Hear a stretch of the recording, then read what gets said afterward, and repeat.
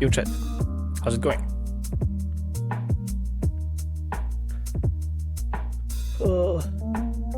I'm not sure I feel Animal Crossing right now. Let's change music.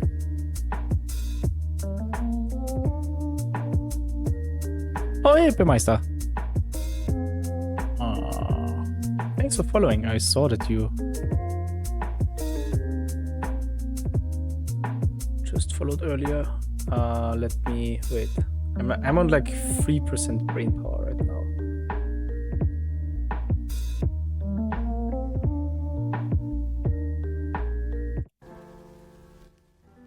Okay, better. Oh.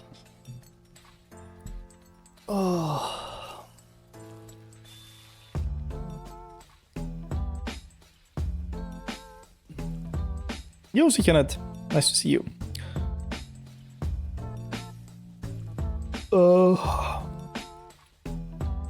How was my trip? It was nice. It was nice. Gothenburg is definitely very nice. Lots of good impressions from the city. Lots of walking around. Lots of sitting around in comfy places, drinking coffee. It was actually very nice. But now I'm really exhausted. Still, and it's been a day since I'm back, so it's yeah. No, but it was definitely very nice. Can only recommend. So whenever you're in Sweden, make sure to visit Gothenburg. Wait, let me fix some things because I'm terrible. Okay, actually that was okay. And that's fine too.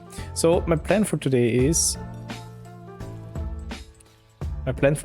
we should go and look at stuff that has happened recently on Manim's Discord, GitHub, because I feel I'm a bit out of the loop.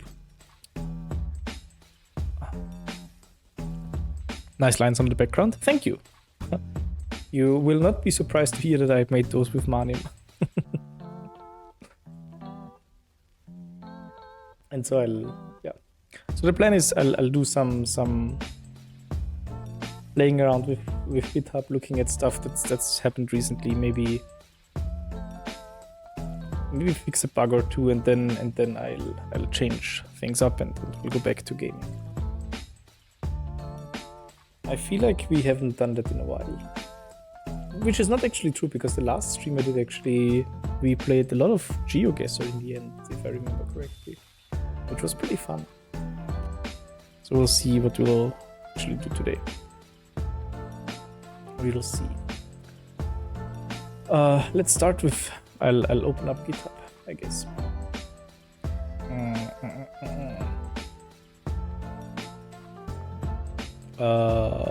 Wait. Where's all of? Wait. Before I can show my desktop, I need to clean up. Sorry, chat. Give me a moment. Give me a moment or two. This can go here. This is my Manim thing. This can actually also go here. This cannot go here. Anything else that's critical? Maybe this. Okay, I'm ready. Where's my OBS now? There it is.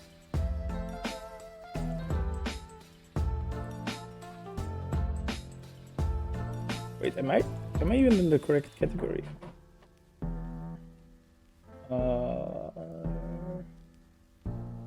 Software and game dev.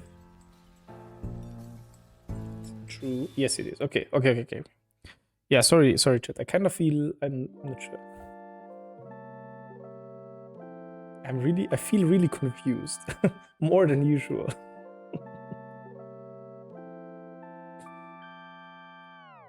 Everything is weird. Okay, I fixed OBS, I think, which is one thing. Okay, now let's actually show stuff on screen. Oh, I'm flipped still. Wait, let me fix that as well. Rotate, flip. Vertical. No, that's not. I could place myself on top here for once. That would be something.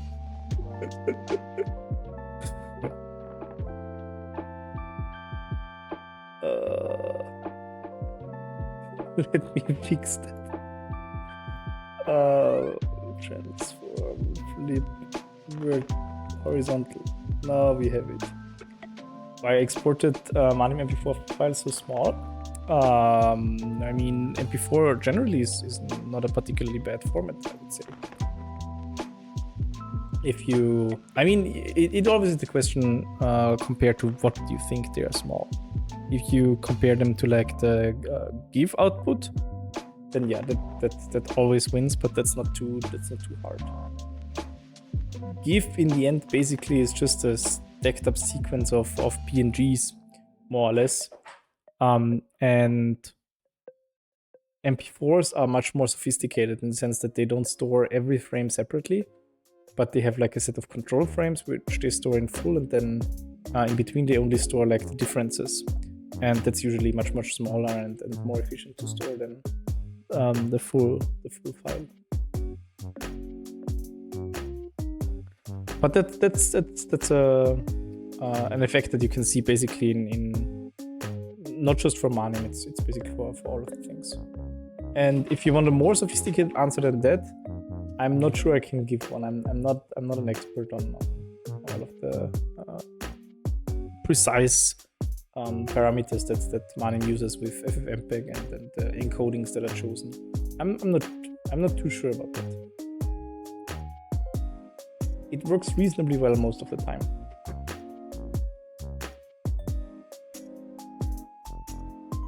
For example, if you would run the After Effects animation with a media encoder, they are really small. I guess that's the same. And what in comparison would be large?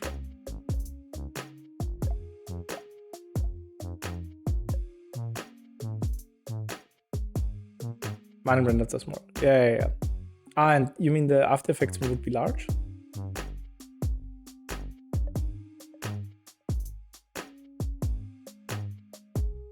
I see. I have no idea. I don't know what After Effects exactly does. I've used it maybe twice before or so. It always really depends on a lot of things. And I do think Manim uses some sort of more aggressive form of compression, but that's more speculation and really knowing what's going on. So I'm not sure I can really say something.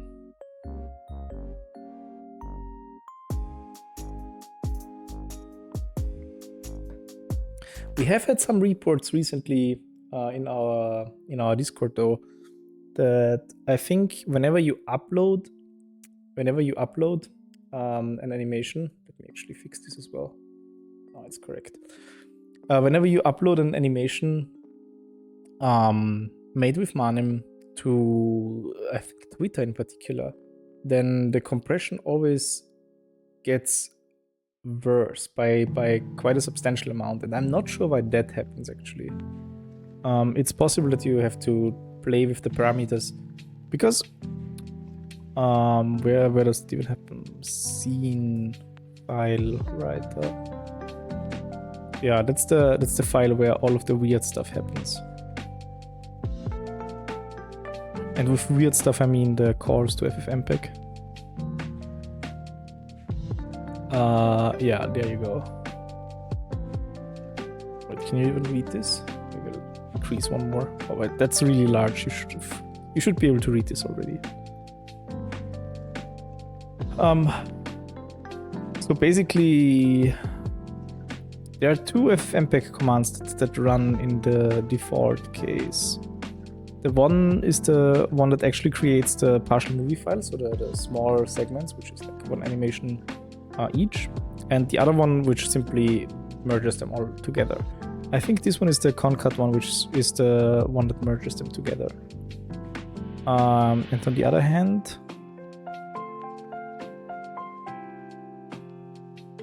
This one is the fun one.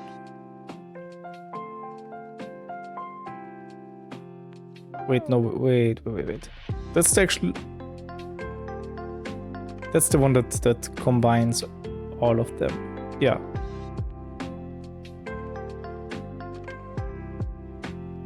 Yeah. So that's the one that produces the main file, and this one up there is the one that renders the...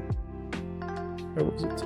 There. This one is the one that renders the individual partial movie files.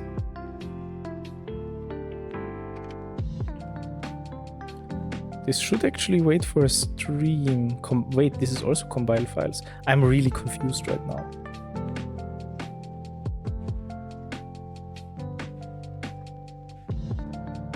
One of them should listen to his input stream. Oh wait, this is the one. I'm sorry. I'm sorry for being confused right now, chat. I don't know.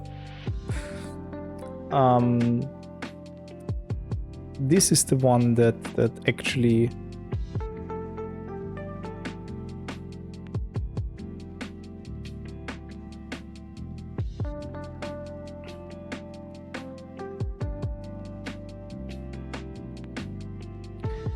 I think they interact in a weird way.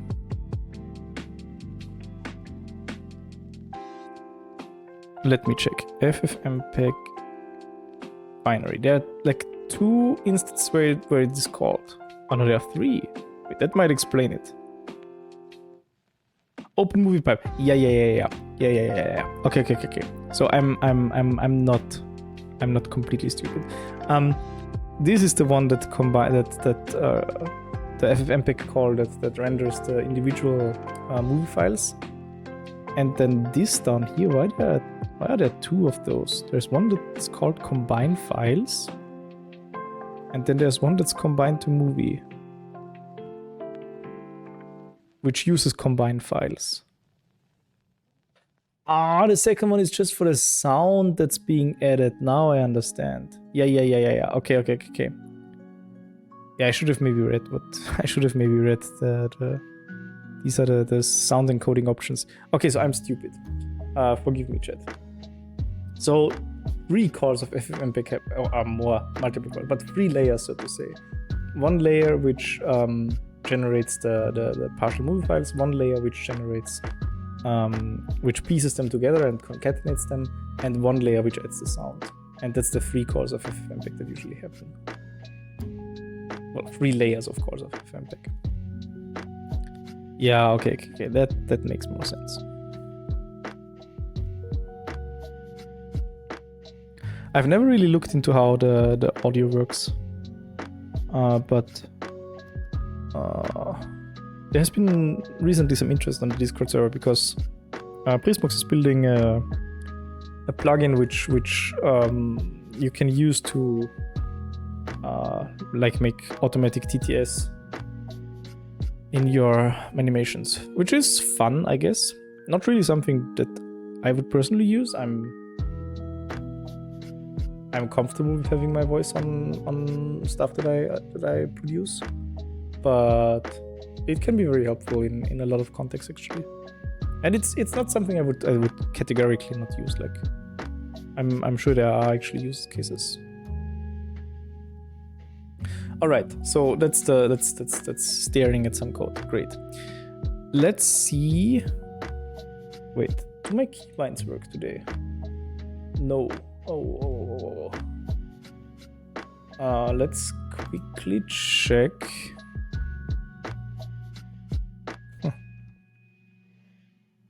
Let's quickly check. Where's my browser now? I had one at some point, and then I moved it around. Now I don't have one anymore. Oh wait, it's here. I did move it around. Right. So I did a thing. I should actually release the code for that. I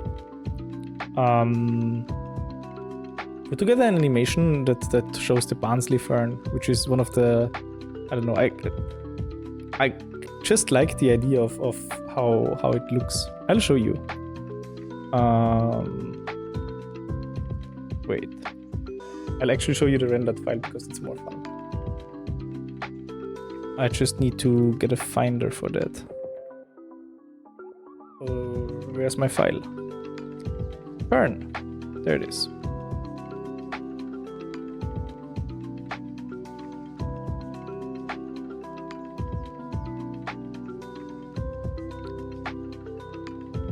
Nine to 16 aspect ratio is so weird.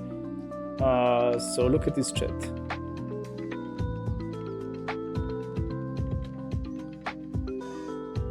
Where's my thing? There we go. Okay. Look at this. Is this the one without sound? Okay, well then I could have just... Oh my, I'm so terrible today.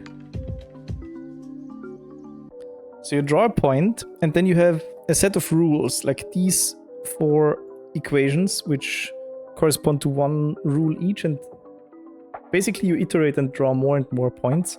And every time you draw a point, you first choose one of these 4 rules, and you get the x and the y coordinate for the new point.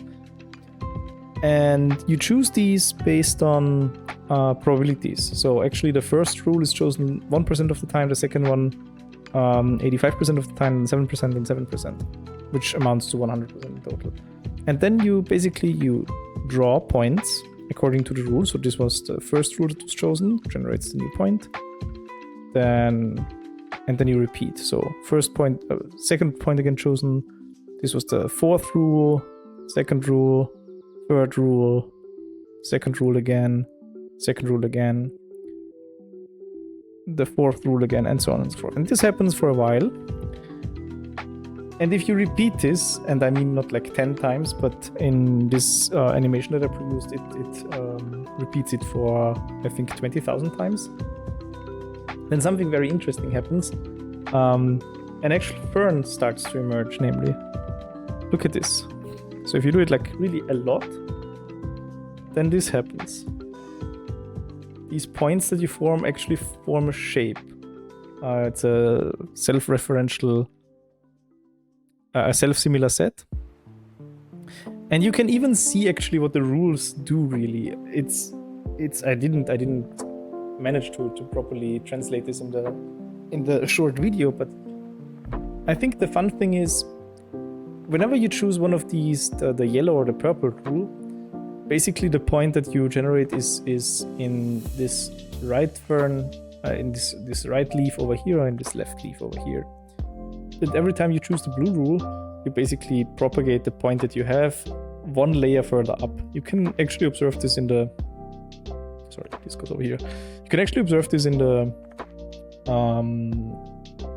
beginning of the video, where whenever you choose the blue rule, the point just gets shifted up and to the right.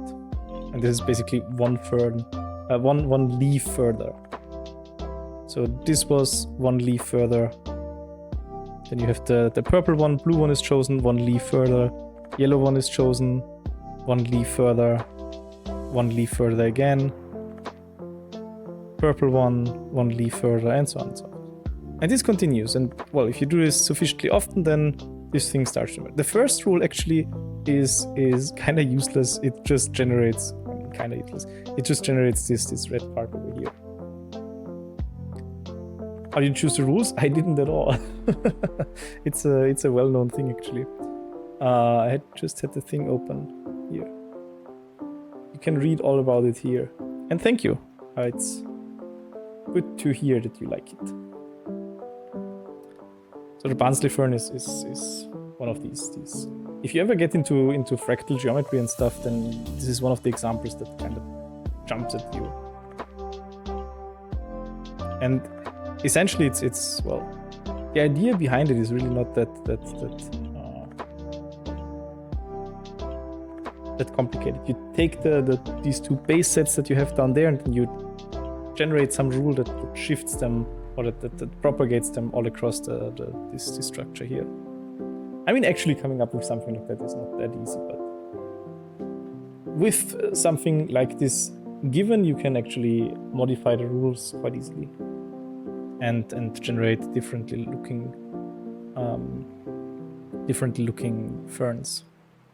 And you can do that. So there are mutant varieties, as the Wikipedia article says. There's even some code if you want to run it locally and then plot it, which is also very nice. For a moment I thought about adding manim here, but the problem was it's really slow. So this 1 minute video with 20,000 points rendered for like, I don't know, half an hour or so. Which I'm not even sure why it takes so long. But I mean, I knew that manim is not particularly good with scenes with a large number of objects in them. But well. So yeah, you do this for like 20,000 times, then you can actually start to see a shape, and then you color everything green. And it looks like a fern. Fancy, right? I liked it. I found this quite, I don't know, pleasing in some sense.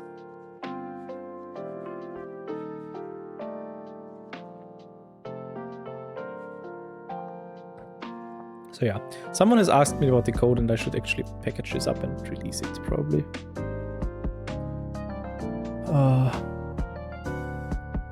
I'm just not sure whether I want to whether I want to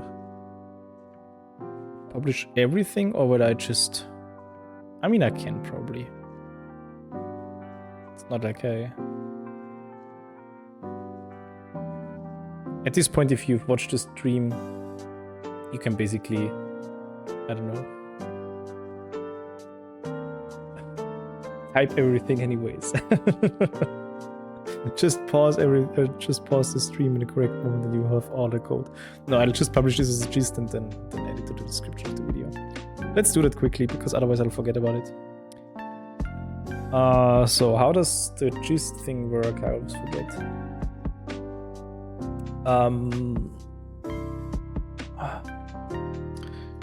GitHub gist help please. Right, there's -d for the description, I think. We need to create one. GitHub gist create help. We want to create gist with a description, and it should be public. So it should be GitHub gist create, then the file, then the description, and then -- public. Just copy the link to the one of the stream. Okay, is there... Wait, there's nothing secret in there, right? No. I mean, this part here is ugly and I... Well, this part is actually ugly as well. But, well, I mean, it is how it is. I don't write nice code. If it's not getting merged into the library, and even if it's getting merged into the library, it's not always nice. GitHub gist create fern description manim v0.15.1 code for creating the Barnsley fern with manim v0.15.1 video. What's the video? Wait, can I just copy the... I can copy the link. Let me get the link.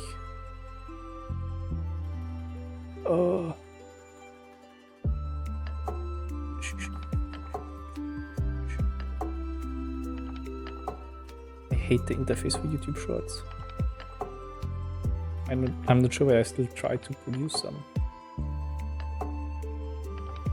Yo, chat, here's the link if you want to, I don't know, whatever you want to do with that. There you go. Now share it with all of your friends. Yep. That's actually, I was too optimistic with the dimensions of the video, so the text is kind of too far up. And I actually also put the thing on TikTok, but there it's even worse. The controls are much worse compared to actually. I mean, this is how it looks like if you don't want to click on And I don't particularly like, I don't know, everything.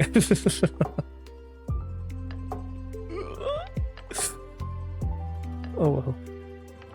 But I have the link, so that's fine.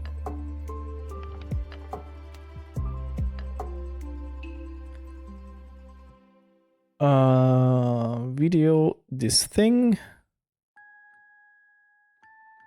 Public. Description, public, the URL is there. The thing is there. Do it. Done. Copy.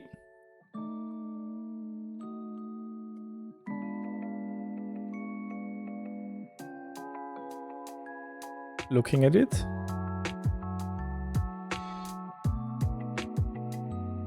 It's there. I should have maybe formatted it before whatever. It happened. And now we add it to the thing, right? So let me quickly make sure I don't leak anything. I mean, not sure whether there actually is something that I could leak.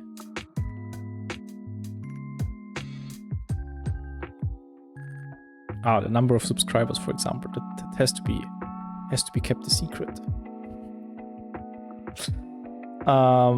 Video stuff, clicking on it.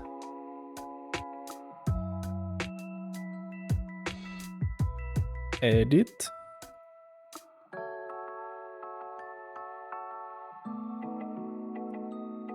Code, paste, save. Close. All right. Edit the thing. Oh. What now?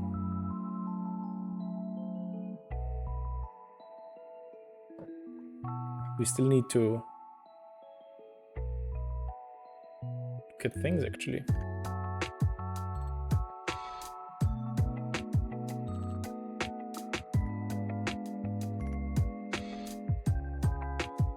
The amount of brain delay I have today is like really insane. Okay, GitHub, there we go. I still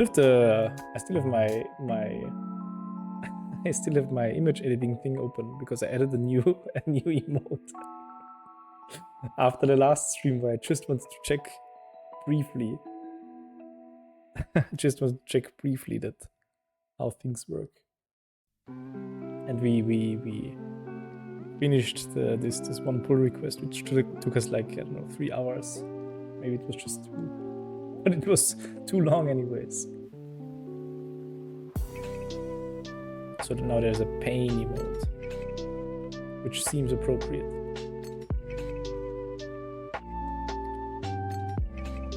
All right.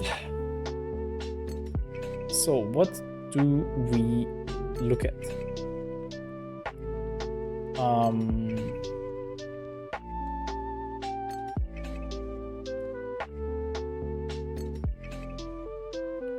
I've looked at some things in between already, so I'm not completely out of the loop, I think.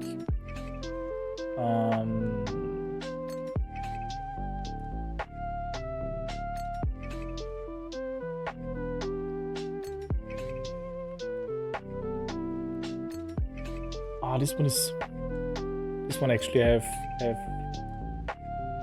But there were changes. Yeah. So there were requests for changes which have not been resolved yet. So I should maybe leave a comment there, but I think I can start actually looking at it.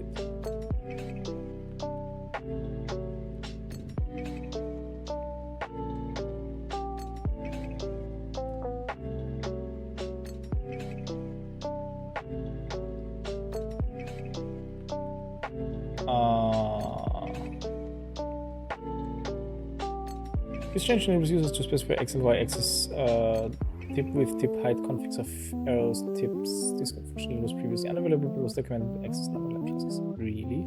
Oops. This fix retains same tip anchor location as before. Okay.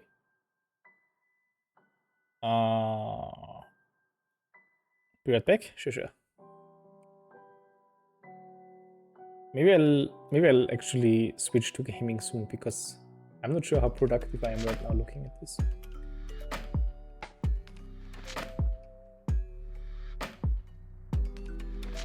There's some original issue.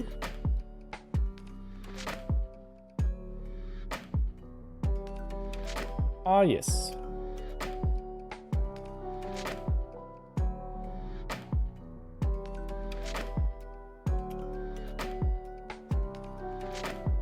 Okay. Let's review it.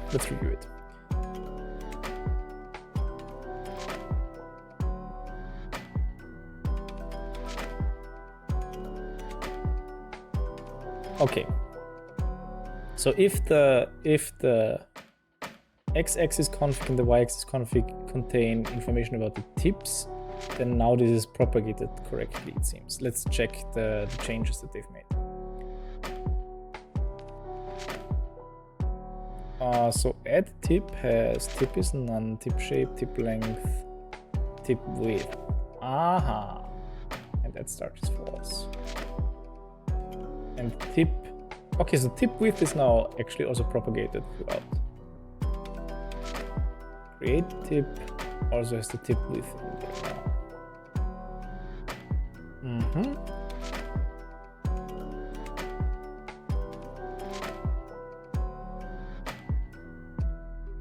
Style is an empty dictionary.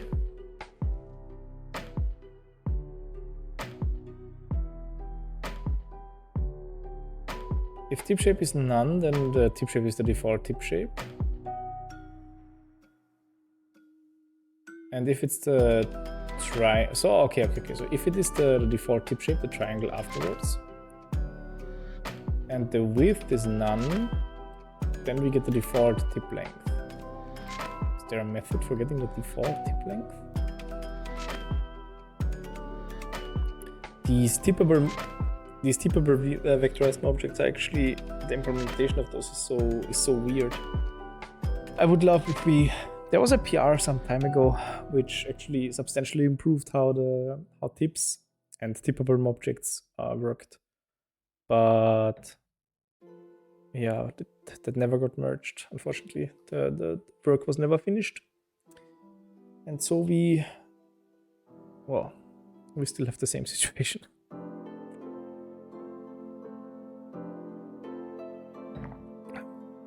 I feel like, so currently the situation is that if you look at something like line, instead of inheriting from vectorized Vim object, it inherits from tippable Vim object, which I find confusing because there's an intermediate layer which I don't really think should be there.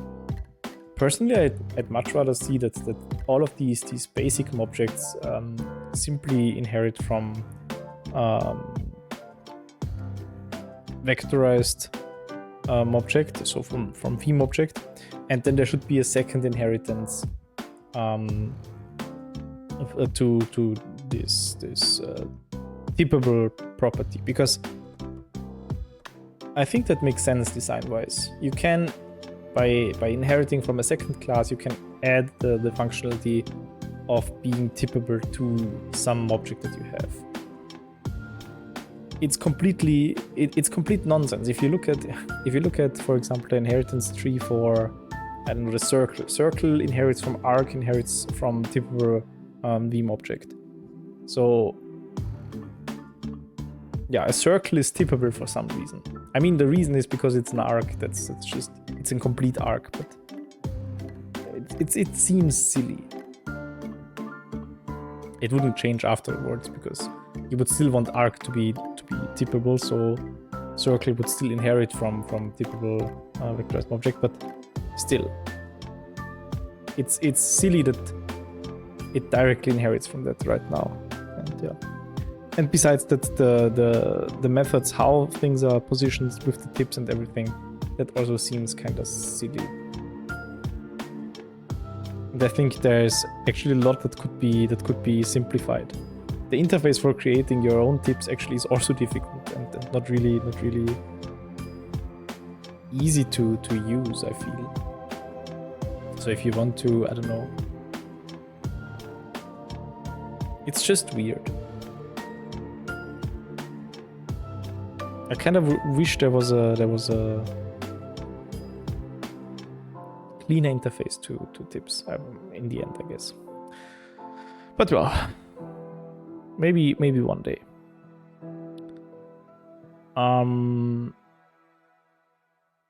So this I'm not sure I like particularly, the style thing.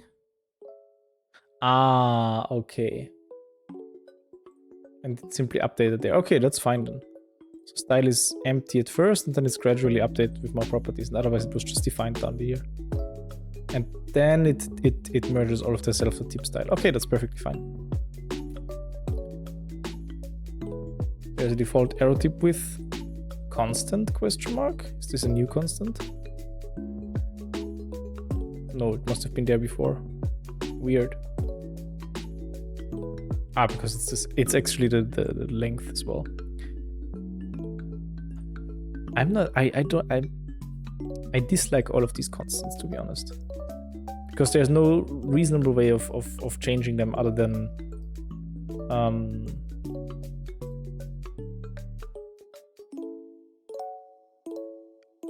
changing the actual definitions in the implementation of the library. And I feel like that's bad design. Because what happens in many cases is that these constants are passed here in the well, for example, init default arguments, and whenever you change the constant, the definition of the object doesn't change. So it still uses the old unupdated value because the class has been initialized at some point already, and there the values at initialization were whatever values the constants were, and they don't get updated. Those are primitive data types. There's no one single pointer, and if you change the constant value, then it changes throughout. That's not how it works here. So yeah, I'm not sure I like that.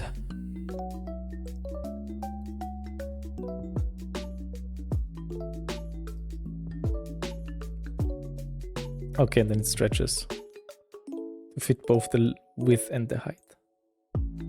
Well, I guess this is fine.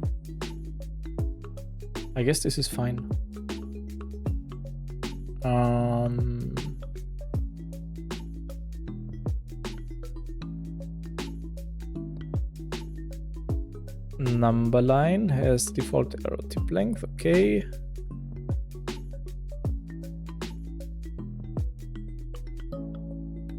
And here the tip width and tip height are also passed.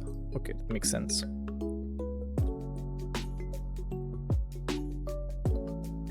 Why are there two? Wait, is this the same one? Test graphical units, control data plot, axis, tip custom width height, default width height. Maybe those can actually be.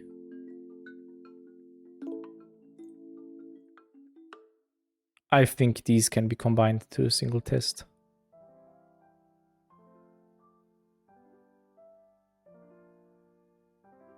Yeah, I think that's the one thing I'll recommend for here.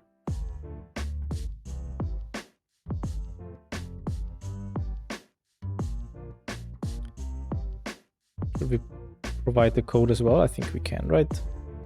Let's be good people.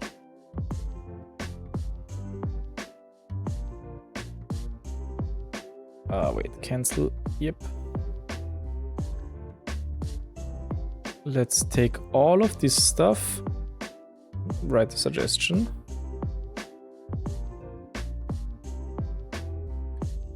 Okay, and now let's do the following.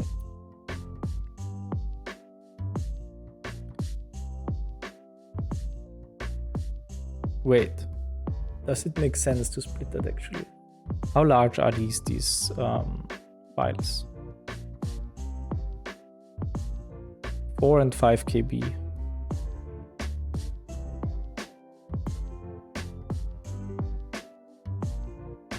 I mean, I think we can just leave it. And then it's, if something breaks, it's even easier to spot whether it's the default case or the custom case. So actually, scratch that. We'll leave it as is. Okay, great. Then this is actually perfect. We viewed all files. Yep.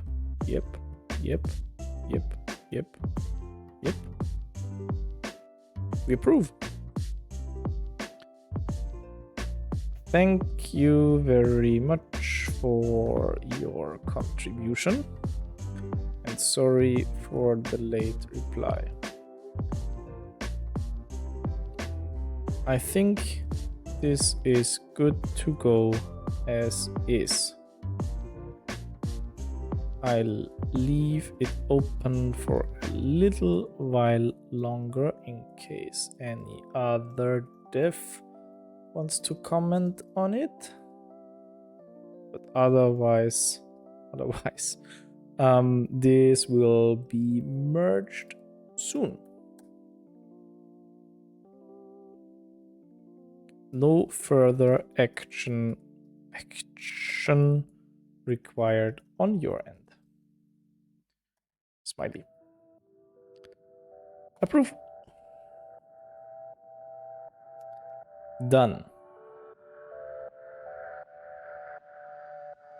Okay, that was good. Anything else we should look at, chat? Now I feel energy suddenly. This one maybe. Import ever numpy core multi-array failed to import. That I was wondering that.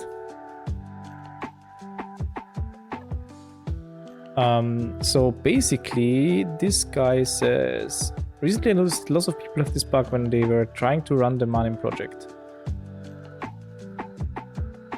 Yo, hey, Oilamed, how are you doing?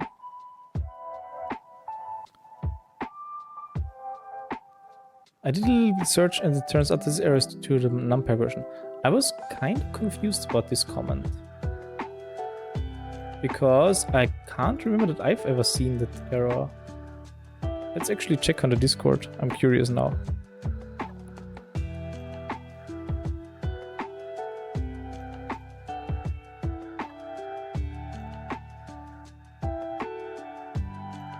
Wait, let me make sure I don't leak anything.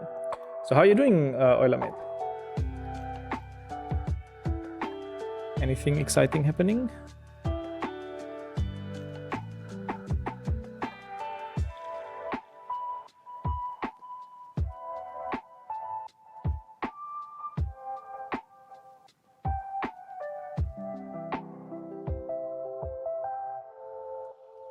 I see two reports from 2020, April 2020, which is quite a while back. And this one here doesn't even have it. No, so there are two reports in our Discord for this error message, which date back to 2020, and I'm not sure where this comes from then. I'll ask. I'm good. Great. Facing a problem with angles in Manim? Ooh. Do you have a link to some code that we could look at? Or did you post in the Discord already? Then I'll take a look at the message.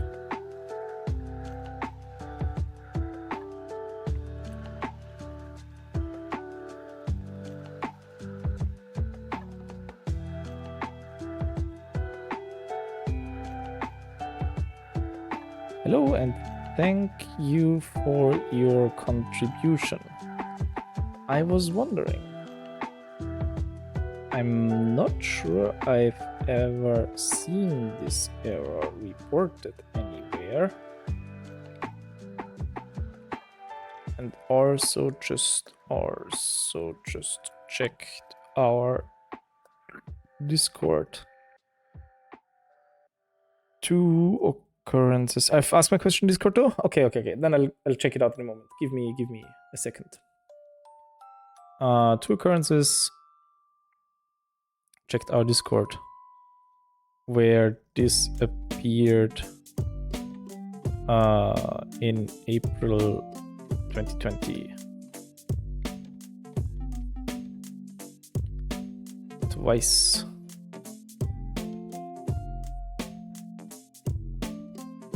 What are you referring to when you say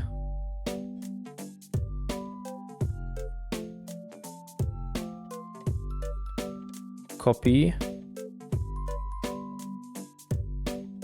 paste?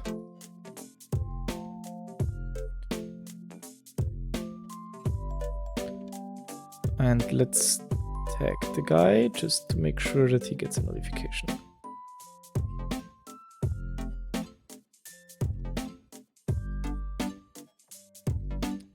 All right. Money help 4. Okay. Let's check.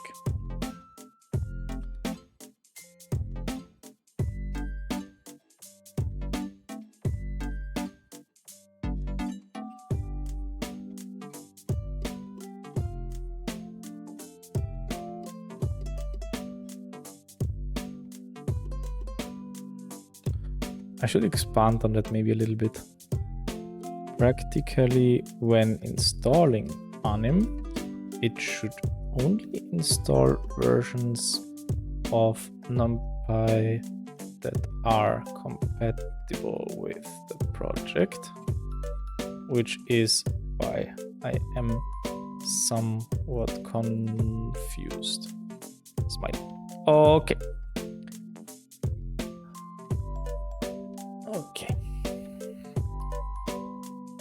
Discord. Animal 4.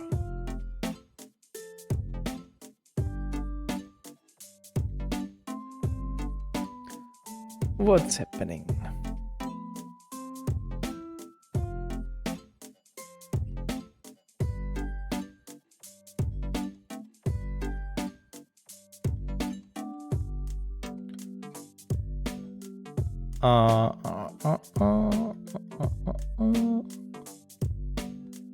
Wait, where's your question actually? Yo, that's me.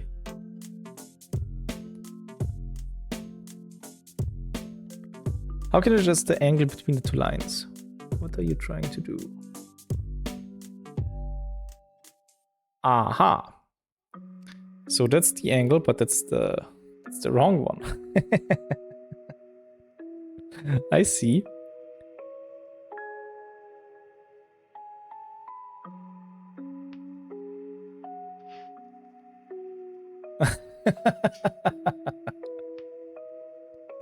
Wait. What are the arguments you passed there? D3 to D4.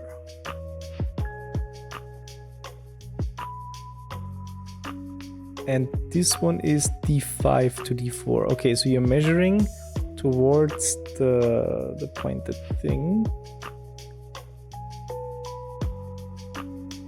Line 4, line 2, line 2, line 4.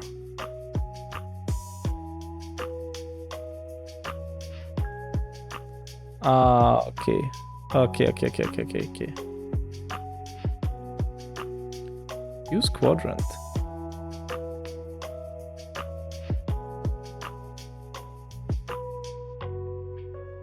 Wait. Let me copy.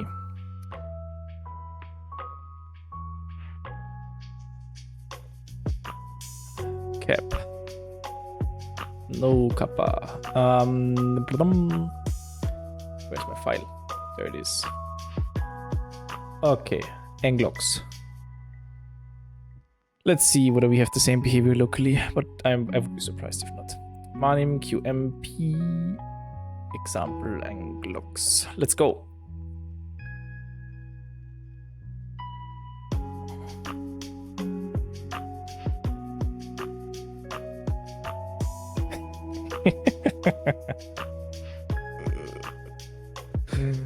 Okay. I don't know why that's so funny to me. And other angle doesn't do the right thing, I suppose. Because that's one way to change the angles that are chosen.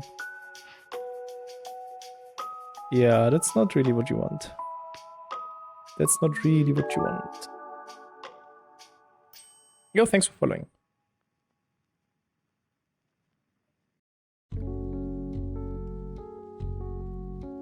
Wait, now you suddenly have a 1 at the end of your name. That's interesting. Is it still the same you? Thanks for following regardless.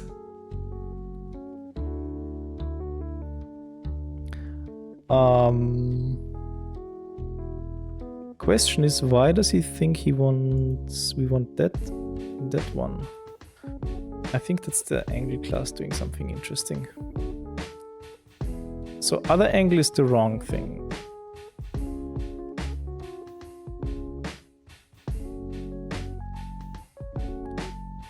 Yes. I think it should be, but that should be resolvable with using quadrant. So that's false. And then why doesn't it quadrant equals? Let's use 1, 1. I have no idea which one is the correct one. Let's try. No thinking, just brute force today. Nope. Then it should be -1, -1.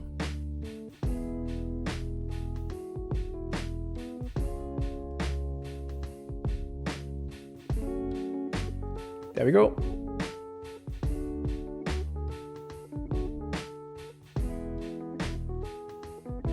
So your problem should be fixed by using this line.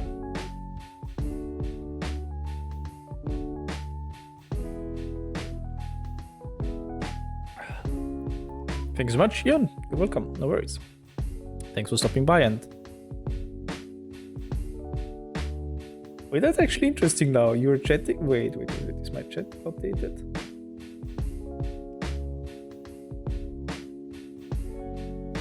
How does that work? You just followed me with the user that has a 1 in the end, and you're chatting with the user that doesn't have a 1 in the end. It confuses me.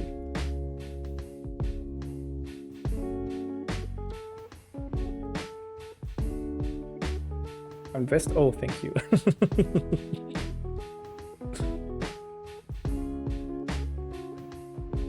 That wasn't me. Oh wow, there's an imposter here.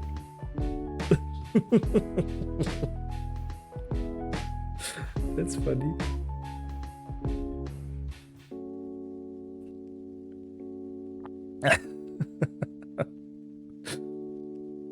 All right.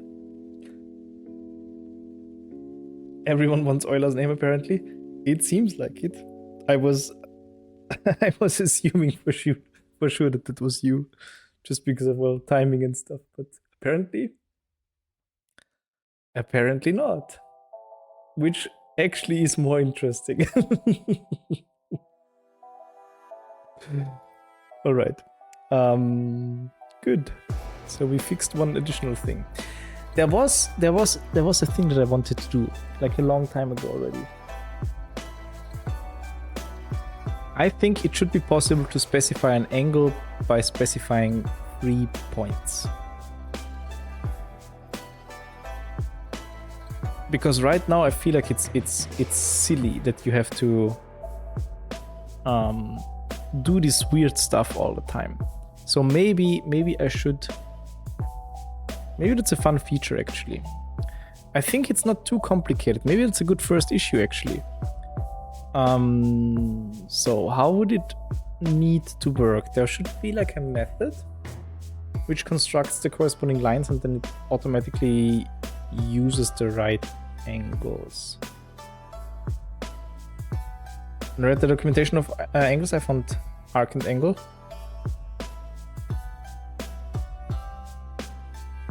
You found arc?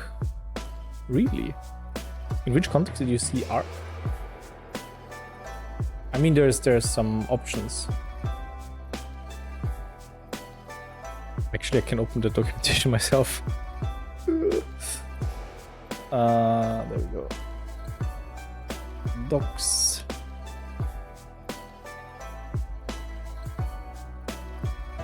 angle.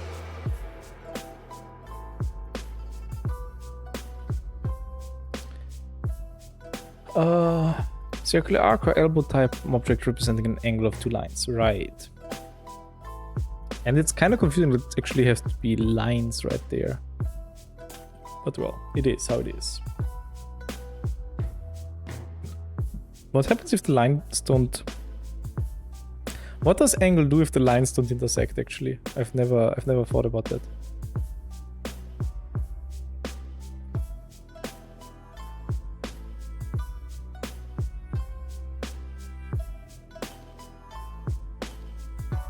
It's even a field angle. How does that work?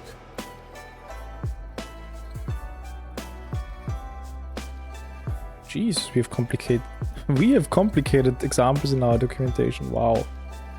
I did not expect that. Actually uses the numpy points and the object points and concatenates them together. That's some advanced stuff.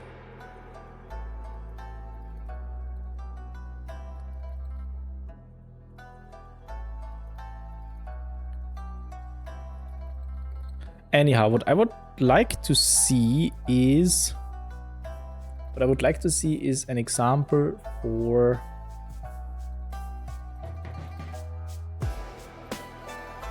if I pass, wait.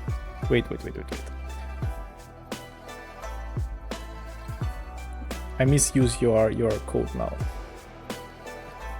If I say I produce an angle from line, let's call them A, B, and C. No. B and C. And they should be, I don't know. A can be -2, 1, 0. This can be the origin, actually. And then this is, I don't know. 4, -1, 0. That's really bad. Wait, how would he know which angle I want? I would need to have some sort of complementary thing again. So either this angle or other angle. But that works, I think that works well in most cases. Anyhow, so if I say I want the angle from line A to B and the line B to C, how does that work? If I now self.add angle, let me quickly check that I don't leak anything, which I don't want to leak if I render this. It's just because the preview window sometimes opens on a completely different screen. But that doesn't happen in this case. But something else happens, which is kind of unexpected. It's empty. What did I do? What did I do wrong?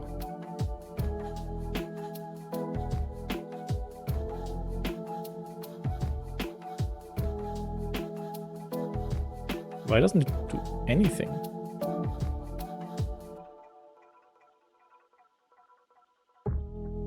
I mean, this should be fine, shouldn't it?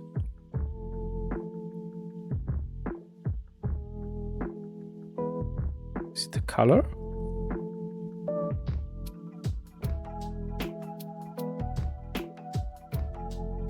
It shouldn't be, right?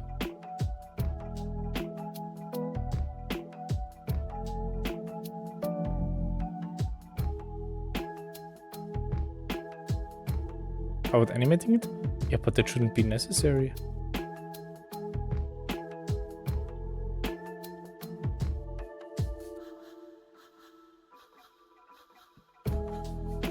It's not the... Wait, am I stupid?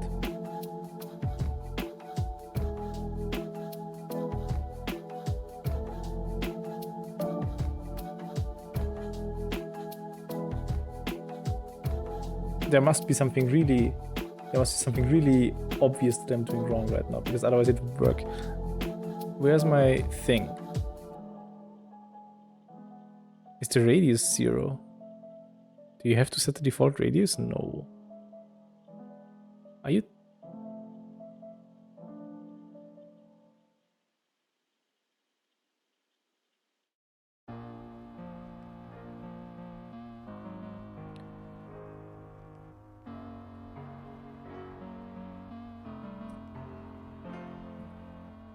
why would this not do anything?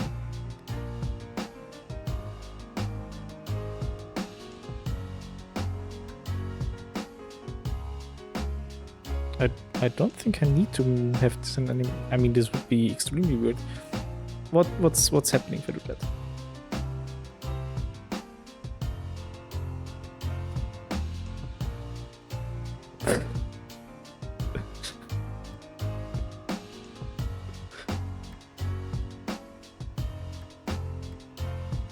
Is the radius 0? Must be something weird like that.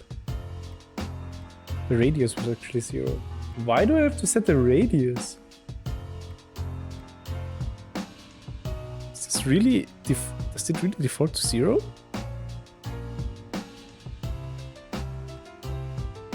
But why does it work in this case?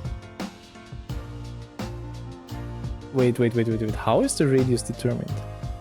Where was the angle? Show me. Radius. Blah, blah, blah, blah, blah, blah, blah, blah, blah. If radius is none. Oh.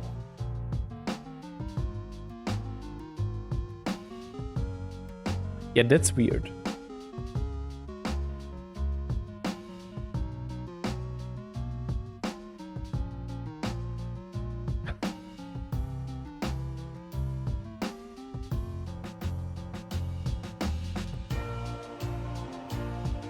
So, okay, the thing computes the intersection between the two lines that we specify, which answers one of my questions, namely what happens if the lines are parallel. Then this would raise an error, I hope. Let's actually try, because now I'm curious.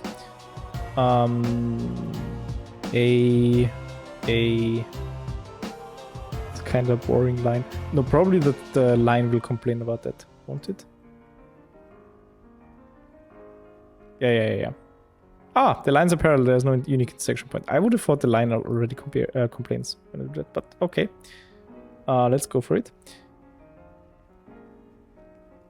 And now what? Now, where's my thing now? There it is. So if the radius is none, then the quadrant is looked at, and the quadrant I think was whether it checks the point that's closer or further away from the intersection or something like that. Or the end point of the line, or the I don't know, one of those.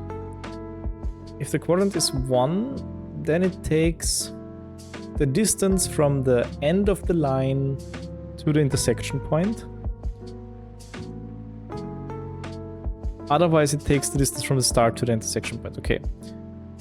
If the quadrant of 1, then it does the same for the second line.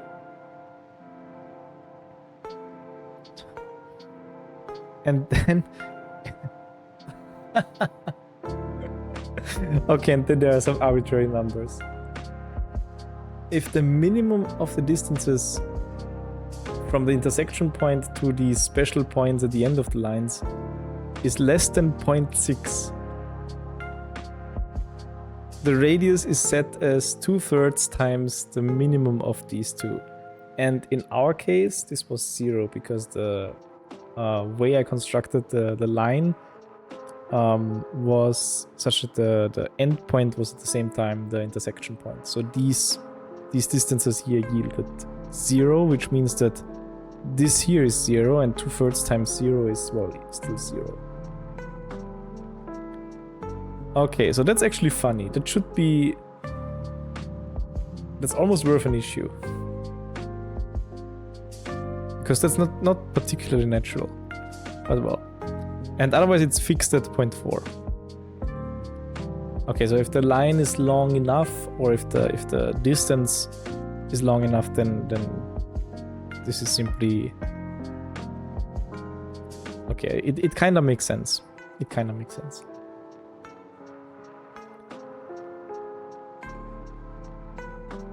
So actually, if I would have passed here the lines as BA and BC, then even without specifying the radius, I guess we should get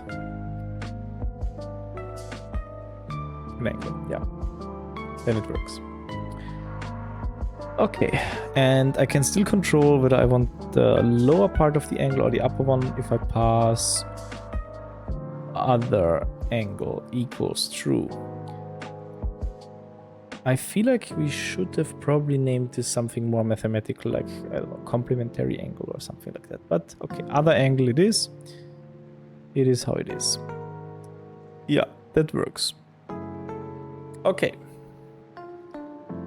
So actually, I feel like something that would be useful to have is if there was a method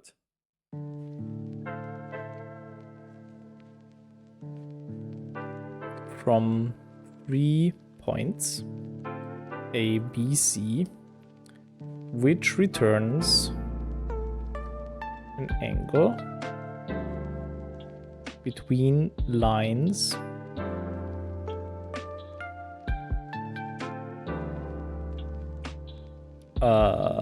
line BA, line BC, keyword arguments, and then we put angle dot from 3 points equals that.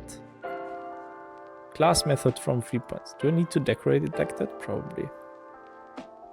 Actually, it should be... No, class method is actually... I want it to be a static method. Don't need class method.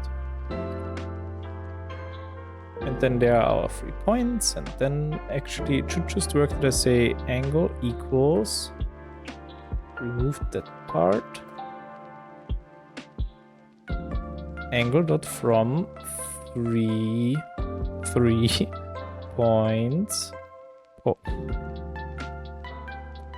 Jesus. A, B, C, and then maybe,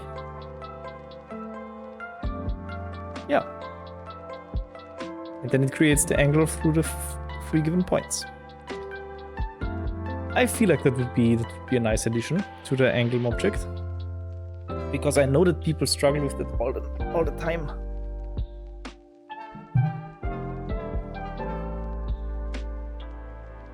And if we could simply do something like that, then maybe that would be a little bit easier. But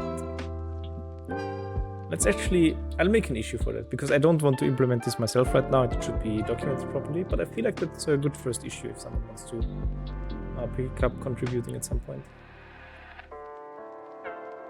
Let me create issues, new award. Name feature request. Title: more accessible way to create angles. Description of proposed feature: the current way of creating angles is angle object is somewhat clunky and could be improved by wait, I'm sitting in front of the text I'm writing, sorry chat, and I should increase it a little bit so you can read it a little bit easier after the long struggle of Euler made. maybe now it's always good if people comment and point out things where the user interface is kind of clunky like that, because in this case it's really, I mean, it's not difficult to create something that's easier to use.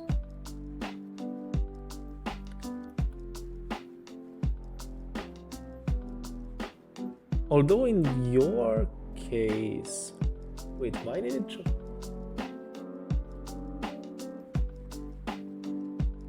Because it chose the wrong quadrant.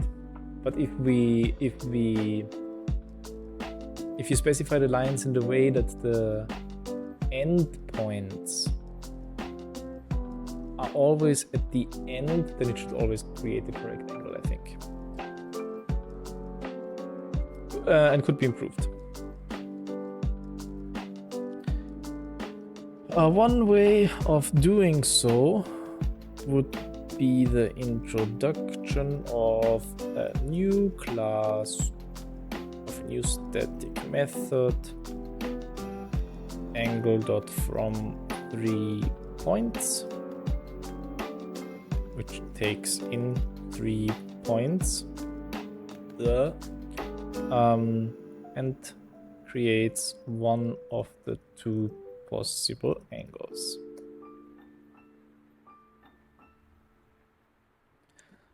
How could this new feature be used? Code block.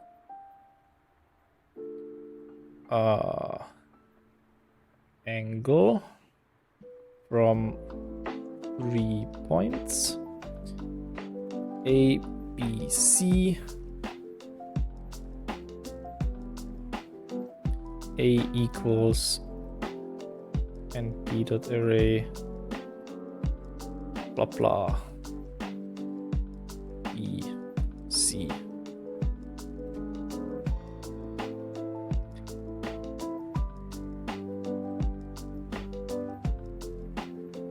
What's good is how close developers are to the community. That's nice of you to say. Thank you. Additional comments.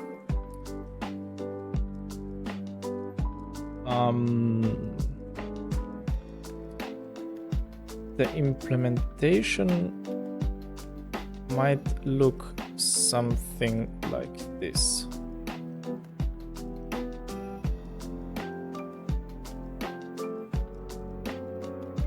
Python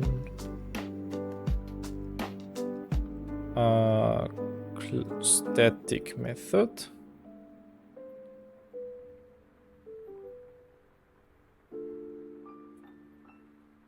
ABC keyword args, and that's it.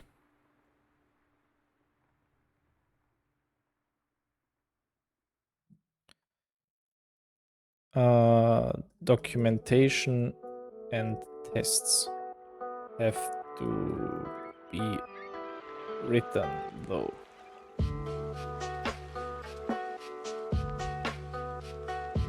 The choice of endpoints A and C should make sure that as long as the quadrant is not modified, the correct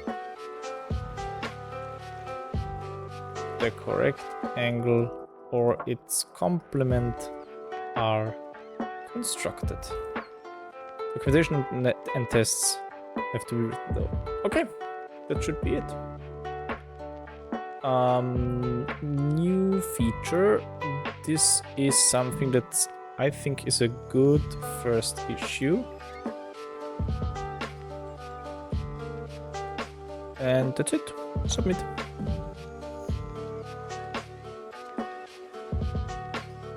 We've talked about this before, so it's about time that it will happen at some point. Good. All right. Did we get a response to the question they asked? Edit sub-help pages. Ah, that one I think I've seen.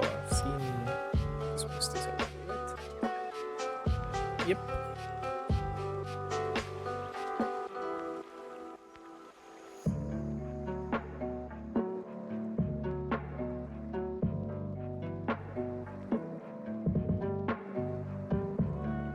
It's for the config. It's for the command line interface. I'm not an expert on that, so maybe someone else will take it. But it looks like it's not too difficult to review, actually.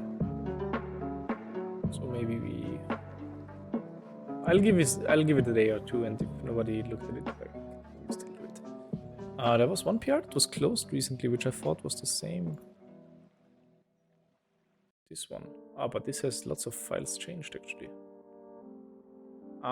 This looks like an old version, to be honest. Maybe some local environment errors. Okay. Yeah, that makes sense. But I think, I mean, there's one more new good first issue, so there's something to do. I don't know. Usually, whenever people ask me, well, what are good first issues to contribute to for the library, we have a few that are kind of okay-ish, I guess. But I think the best way of finding things that can be changed easily. I'm actually not sure how good these good first issues are. The best way of finding things you can help the community with is usually just trying to do some small project, and then you, with probability 1, run into issues yourself that deserve fixing. But then again, not all of those might be good first issues. So we should probably be a bit more careful with what exactly we mark and label as a good first issue.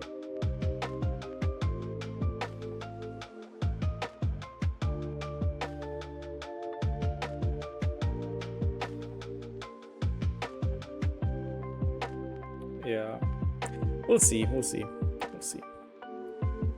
Is there anything else that I should briefly look at? Maybe this one, I think, was one that looked easy. The diff was terrible though, but actually mapping proxy type.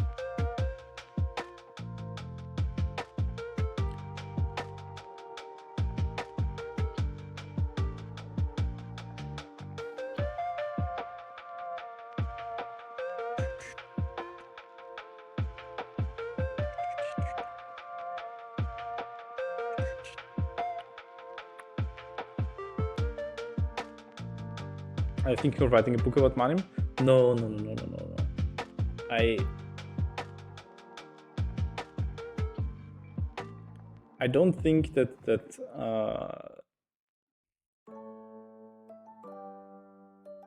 the effort is justified. At this point, Manim changes a little bit more slowly, but actually, if we ever go through and make these large changes that we've been discussing with the developers, then a lot of things would be invalidated again. And especially if you say would want to write a book where you presumably go into more detail on bits and pieces how the library works, then I honestly don't think this is a good point in time to do so. There is this basic course that Theorem of Beethoven has recently put out, which is a paid course and has lots of exercises and stuff. So that's something. To be quite honest, I wish we would have all of that simply covered by our documentation, so that well, knowledge like that is available for free. But I do understand that if you take time to improve the library in different ways, then not always can you do that on without getting paid in any form. I'm lucky in the sense that I'm compensated. Otherwise, I probably still spend too much time on Manim, to be quite honest. But it is how it is. I don't rely on getting paid by people. If I ever really felt I should try to go for some form of compensation for the YouTube tutorials, for example, that I produce, then I would probably do it like a grant and start a Patreon or something like that. I actually do have a Patreon, which I haven't published because I wanted to make sure that I get my handle. So it's e-hackle also in there.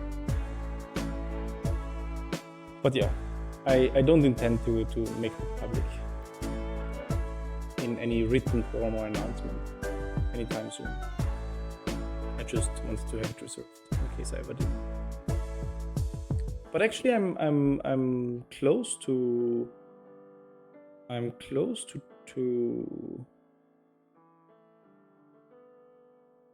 actually close to 1,000 subscribers on YouTube, which would allow me to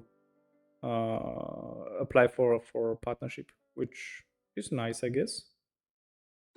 And the way my channel has been growing in the past few weeks was actually pretty crazy. So basically the point where I've started uploading the YouTube tutorials more consistently, the channel has grown quite faster than I would have expected, to be honest. Are you among your first supporters on Patreon? Oh, that's very nice of you. Thank you. As of right now, as I've said, I don't intend to really do that in the next few weeks or so, but maybe eventually. I'm not sure. I don't want to. Basically, I don't want to commit too much into the idea. And as soon as there's money involved and people have certain expectations, I feel like I have to do it. And then the danger of burning out while maintaining the library and still trying to produce content, and I do actually have a proper. I do have a full-time job, which, in theory at least, does not consist of maintaining money. So yeah, I feel like if I really go down that road and say I'll open up my Patreon and people can support me that way, I would feel pressured to produce more and more content, which would in the end probably lead to only lead to me burning out faster. So this is something I have to. I feel like I should be careful about for the sake of my own mental health. But yeah, I'm lucky to be in a position that I'm in, that I can work on the library, and that it's people don't find it too weird at work if I do stuff like that in between.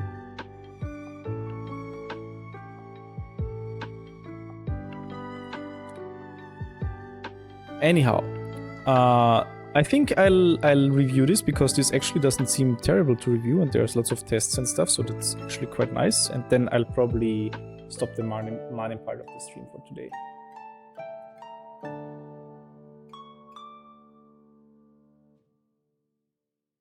Interesting. Mapping proxy. Let's check how this actually looks like in the file, because the diff is quite difficult to read. The diff is difficult to read.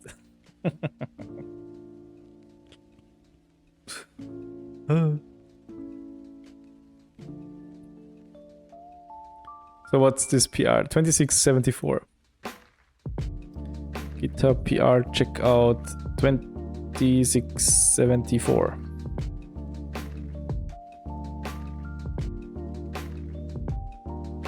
There we go.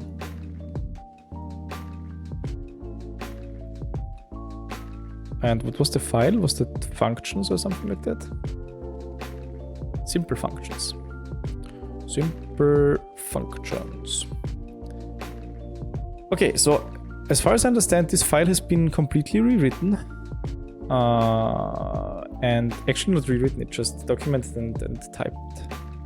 So documentation and type hints have been added. This looks good. Binary search is a wait, what does binary search do?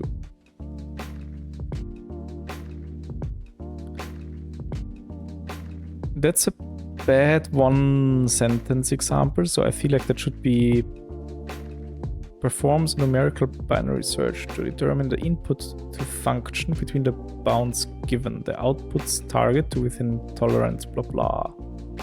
Returns none if no input response. The sentence is good, but I feel like there should be a separate one sentence answer.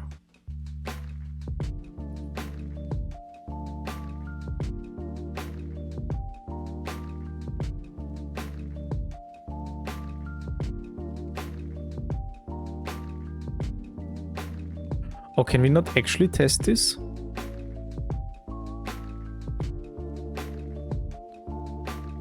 How do doc tests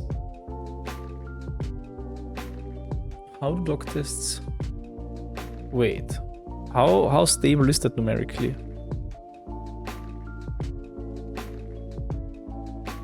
From manim import binary search. Yeah, it's exported, okay. And why even is that a thing? That's maybe the weirder answer, question. Not sure whether we should actually have this implementation in the library.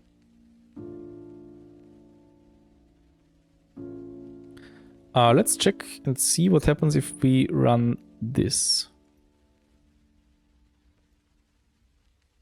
2 point is the same number. It's actually the same number, but I'm not sure it would be consistent across all different systems.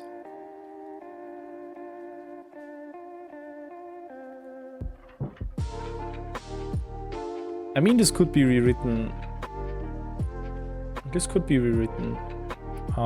To check that the absolute difference between binary search and the thing is close enough.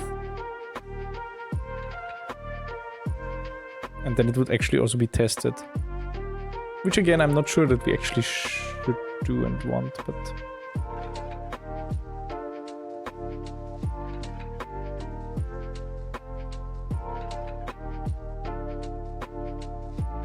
Special.com.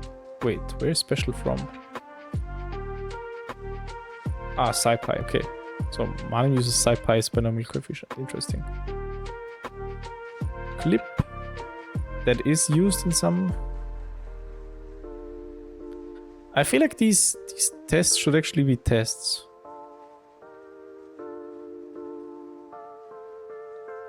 Especially if they're here already. I mean, I can rewrite them.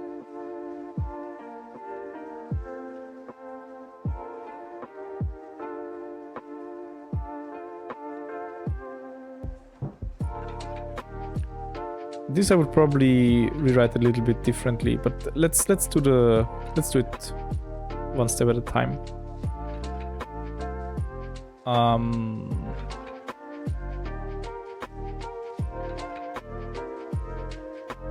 The one-line summary is always so long, but that's I guess that's a thing of the file in general. Okay, let's write good one-line summaries. Let's start with that.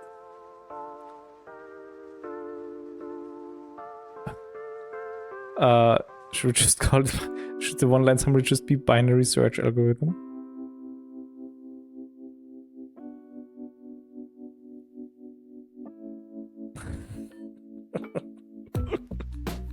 That would be a more concise description for a one-line summary. No, but let's put searches for value in a range by repeatedly dividing the range in half. Yo, GitHub Copilot, what are you doing? That's not bad. Kinda like it. Should we take it? Should we take the Copilot suggestion for once? Maybe.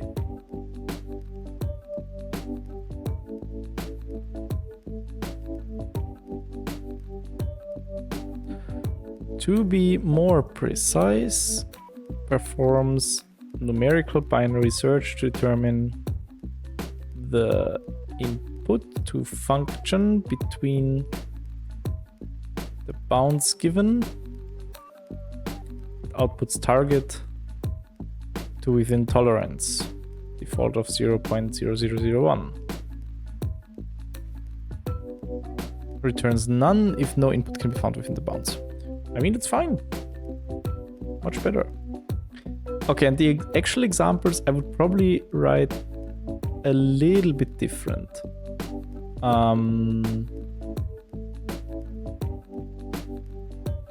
I would probably go for something like this.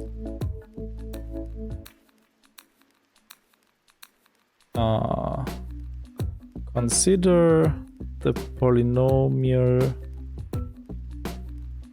polygonal number sequence. I mean, that's also nice, but not what I'm searching for right now. Thanks, Copilot. Polynomial math x squared plus 3x plus 1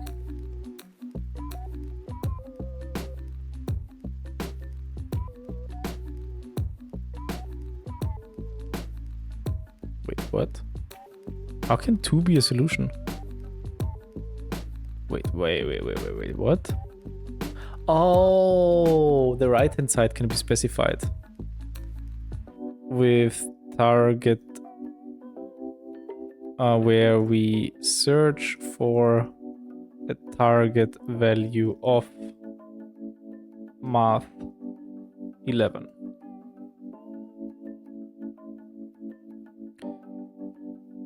An exact solution is math x equals 2.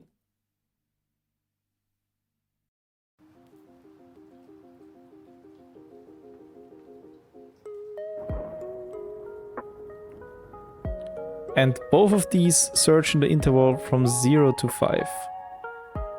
Yeah.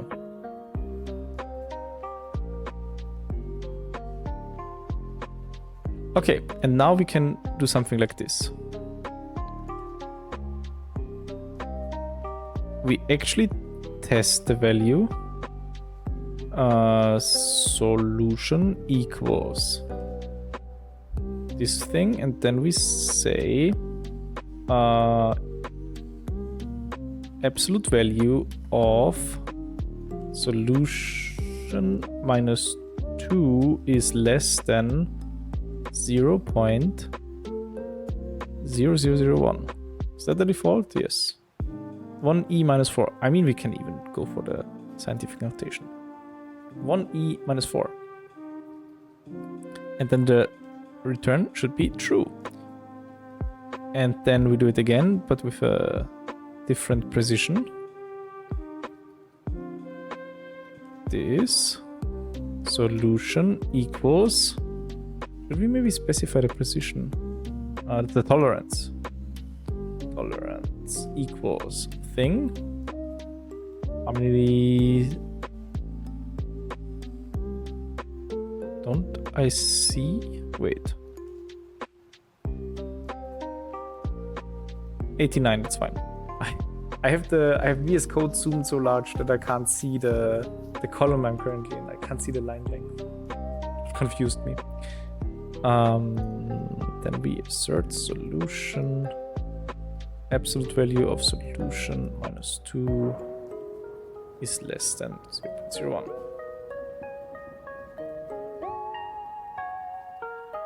And again, it should be true. And then we can also do the following. We can check searching in the interval math 0, 5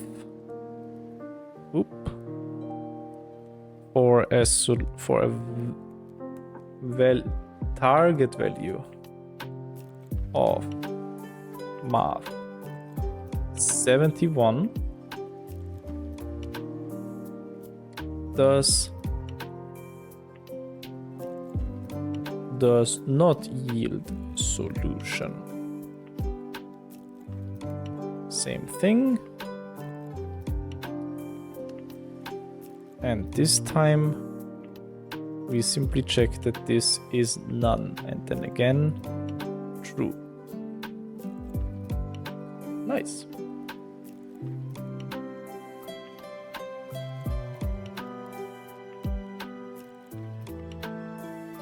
Okay, so we've improved this.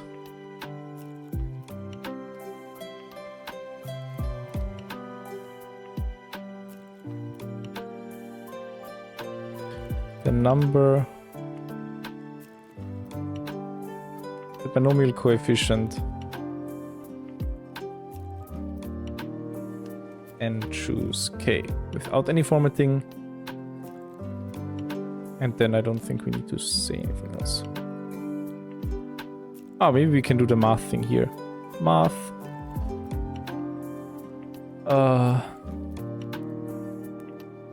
Then this needs to be a raw string, otherwise we get a problem. Binomial nk describes the number of combinations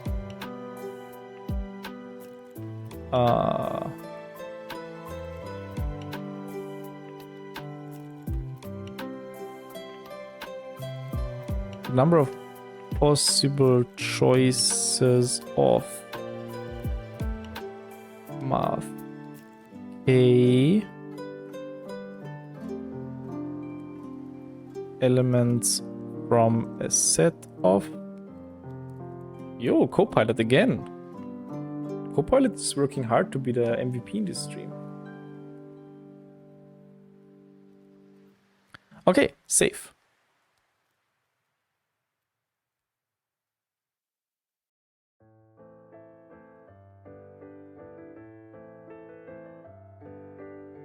I'm almost confident that we have, that there is something else that provides clip and that we don't need to implement it ourselves, but well. Clips the value.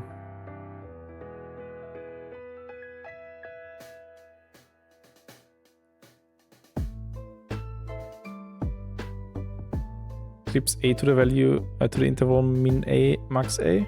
Probably.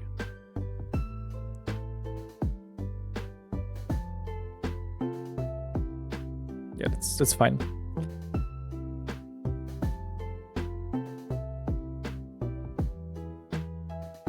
Yeah, that's fine. And then this can be actual doc tests again. Clip return 15. Clip. That's actually funny. If there's some partial or around the object that it can still do it. H is A, B, C, D, E, F, G, H, I, J, K. Yeah, H is returned. The clip of the string is included. So that's in the interval. All right. And what does that do? Returns the parameters of functions and ordered mapping of parameters names to the corresponding parameter objects. Ugh. Do we really need that? Is this something that... Oh, I think I know where this is needed actually. Yeah.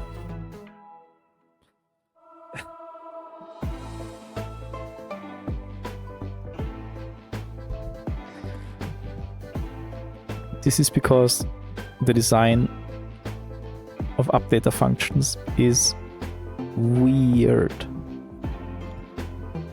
For updater functions, whenever there's if you add an updater to an object and the second argument of the function is dt, then it's a time-based updater. It's annoying as hell, and this is probably the reason why exactly this is even needed. To be honest, I hate it.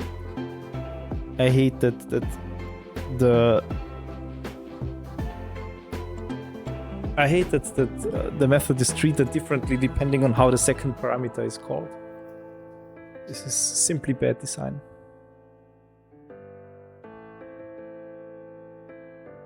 And should be fixed.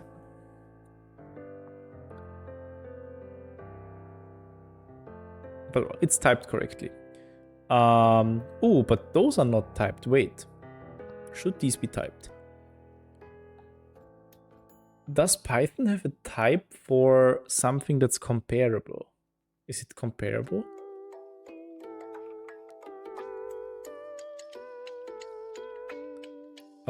Python type comparable.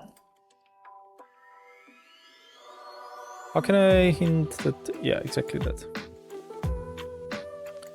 As noted in Commons comparison state of being, it's only meaningful as descriptor for a pair of types. Usually, a sorting function is working with homogeneous types. Blah, blah, blah, blah, blah, blah, blah, blah, blah. Conveniently, pip 484 provides an example of how you do this.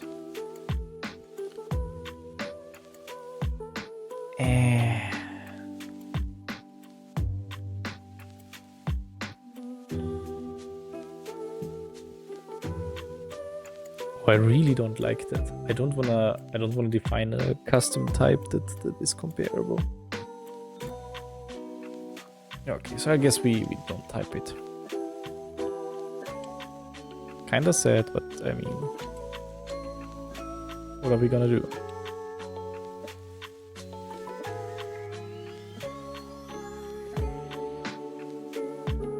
Wait. Let me quickly check something. NumPy, I think.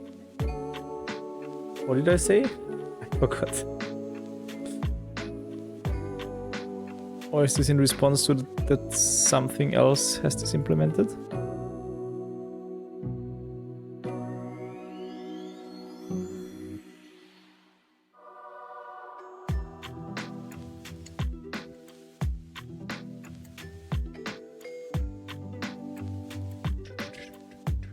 Okay, it's fine.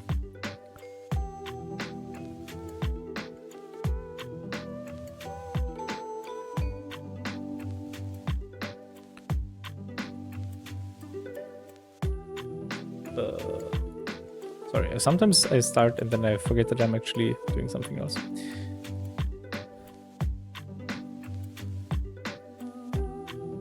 Any replies?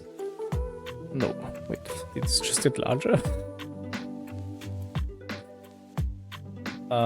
Okay, so where were we here?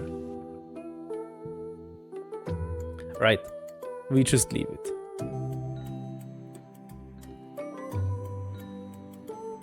Yeah, we leave it. Doesn't pay off. This, however, is dedication, I would say. So a function is mapped to mapping proxy type, which is, okay, that's the type of the thing. Get parameters of get parameters. That's something you don't see that often. I like it. You pass the function as an argument to the function. I like it. Let's make it a doc test.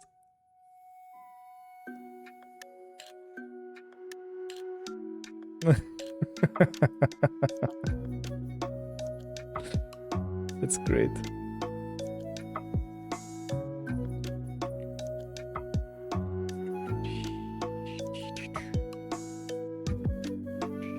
Oh wait, this is a bad doc test because it's possible that this is not ordered in the same way.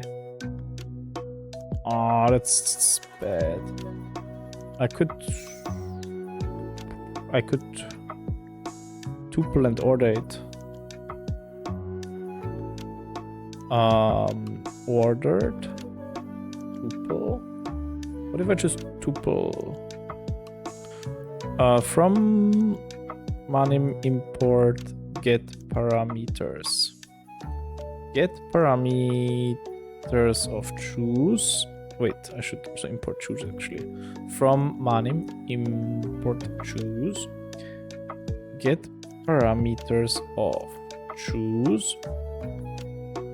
Mapping proxy thing. Okay, if we go and get dict. And then if we go and say, wait, can I just turn it into a tuple directly?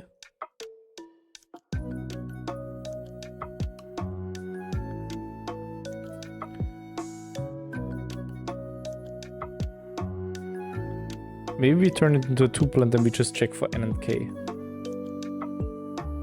I think that's more stable in a certain sense.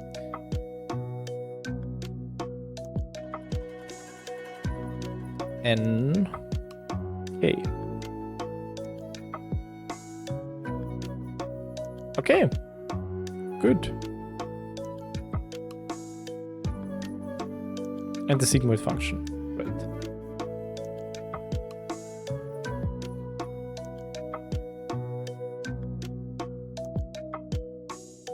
Return the parameters of function as an ordered mapping of parameters names to their corresponding parameter objects.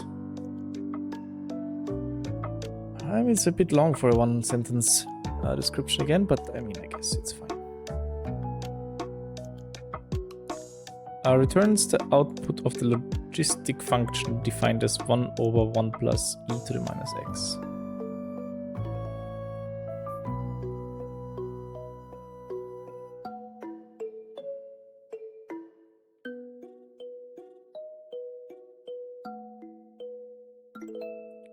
This returns the logistic function or sigmoid function is defined as math.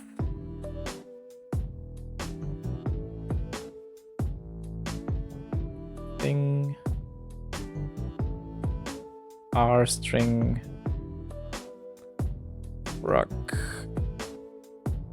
1 over 1 plus e to the minus x. Good.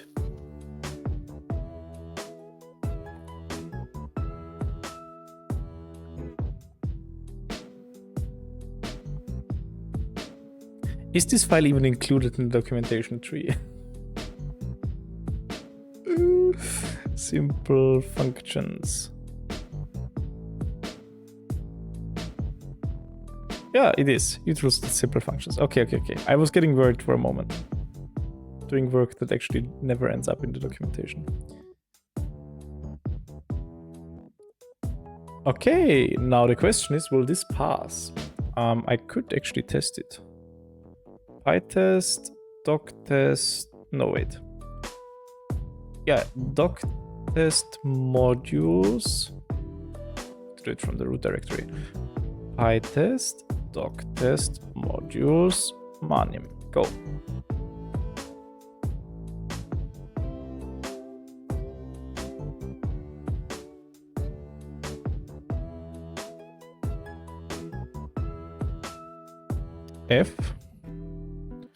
F in chat. Wait, that's not even the one that I changed.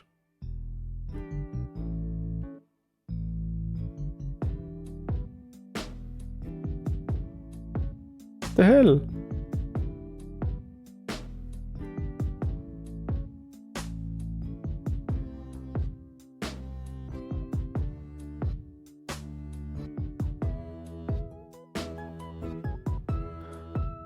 Wait, what? How is this not failing on build? Are we not? Confusion in your face? Yeah, I'm really confused right now. Yep. If I change this to yep, is there a second talk test failing at least?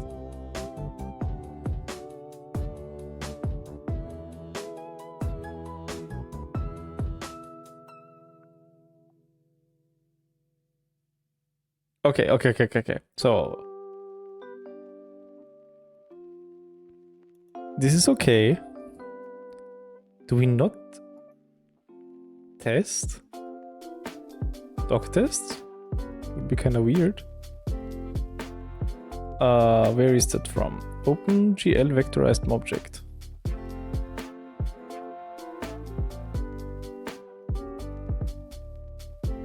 OpenGL vgroup. From manim import triangle square OpenGL vgroup. We probably don't run the doc tests in these, but it's weird nonetheless.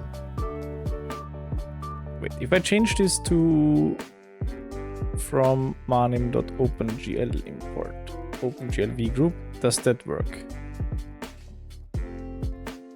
I can't say I understand why this actually, well, why we wouldn't have seen this in previous test runs.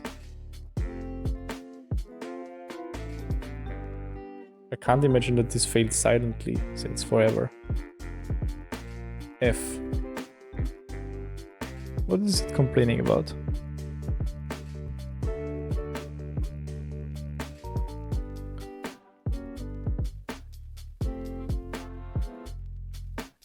Oh, I understand what it's complaining about, but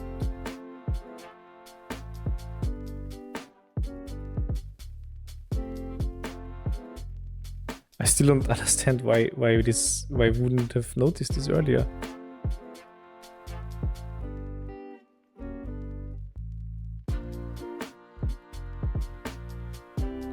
And I can't say whether that's a good idea. We'll find out in a moment. I'm not sure how far changes like that propagate in PyTests. I'm pretty sure that each such block is run with a different... Yeah, that works.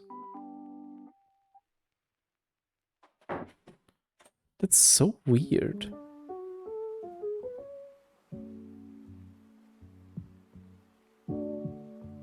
I mean, I haven't fixed it, right?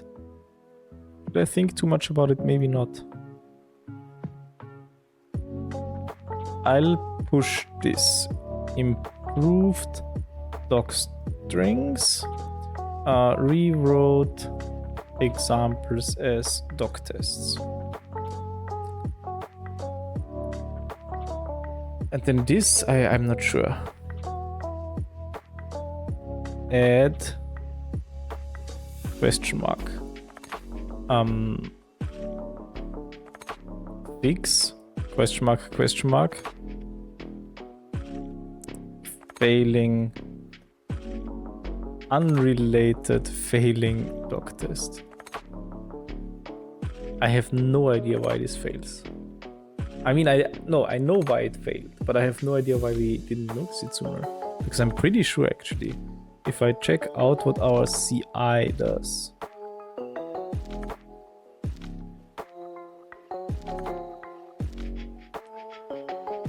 If I check what our CI does, and I scroll down... Wait, that's not the right thing. ci.yaml, this one.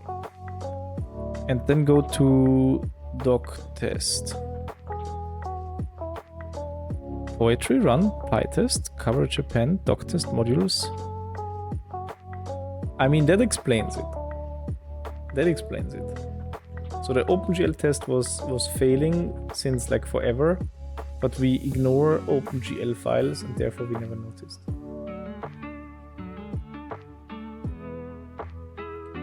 I think it's probably time to unignore that, to be quite honest.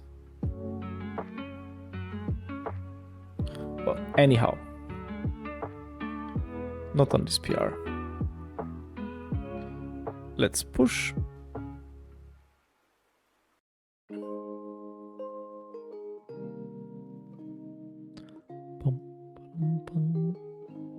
And then I'll go to this PR page.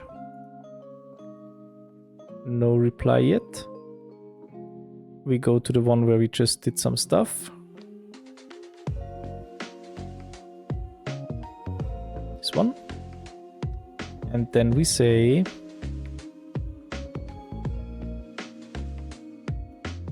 thanks for... Wait, I have to approve it.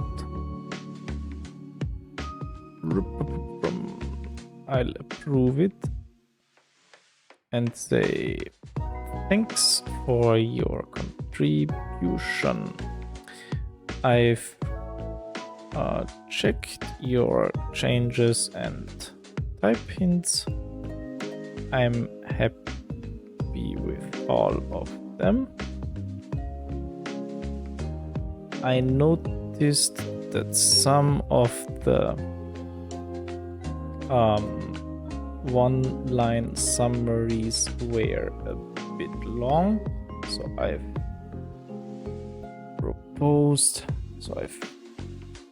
pushed a commit short with suggestions for shorter versions, and I've changed your examples to actually tested, to doc tests, to increase our test coverage. Please take a look at my please cross-review my latest commit. If you are happy, I'll merge this. Done. Approve. Check. Some checks were not successful. Yeah, that's my favorite line. What's not successful? Pre-commit CI. What are you unhappy about? I can't spell. Okay, well, that's maybe on me. Simple functions. Git pull.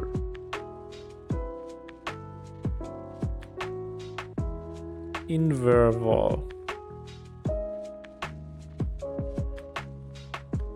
The question is, did I write that or did Copilot suggest it?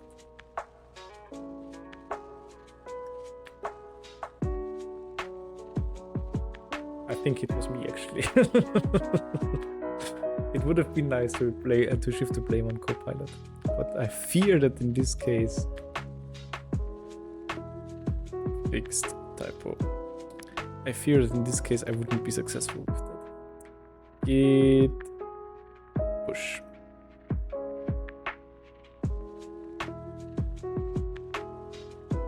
All right. I think with that I'm happy.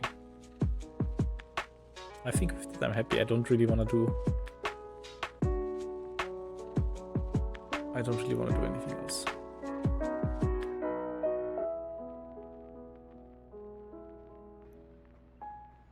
All right.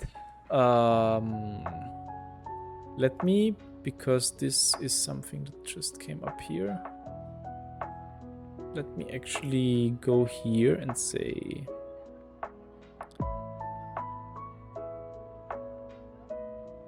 no, not me. Where's the manim thing? Here.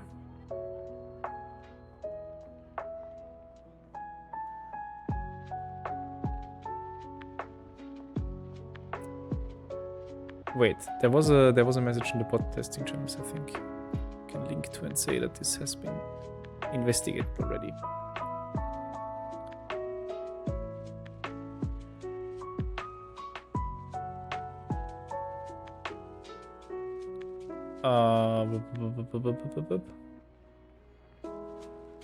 Copy.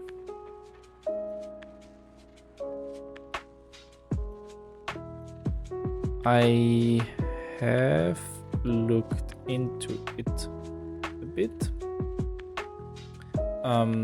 The message sent here was more or less a consequence of that.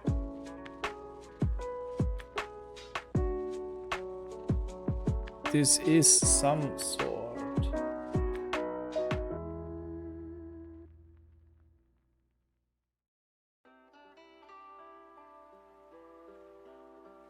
Oh, sorry, chat. I just got confused by my phone. This is some sort of. This is some version, some code that produces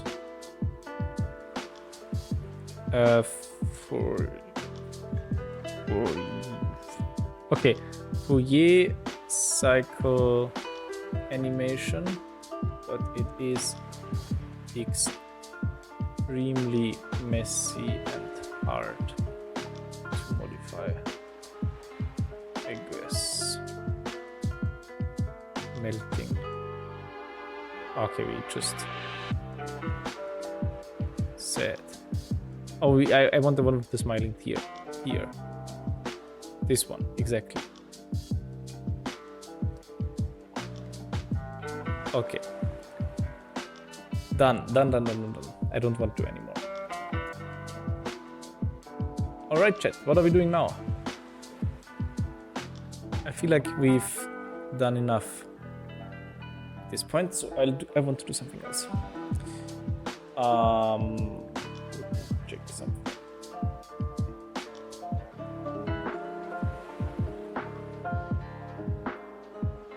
I could open up Steam and do something. Or we play a round of GeoGuessr again, because that was actually funny. We could play just a round of GeoGuessr.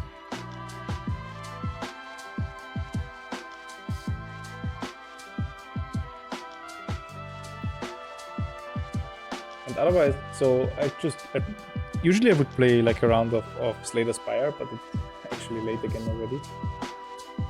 Oh, that reminds me of something else that I need to check. Wait, sorry, chat. Just 1 second. I didn't do my Duolingo today, so I should at least make sure that I have the street foods. Okay, I have one. Great. Okay, so option 1 is GeoGuessr. Option 2 is I play some Vampire Survivors and we chat for something. No, I mean, we can also chat while we develop GeoGuessr. Let me actually also close this down. This can be made smaller again. And then move it over here.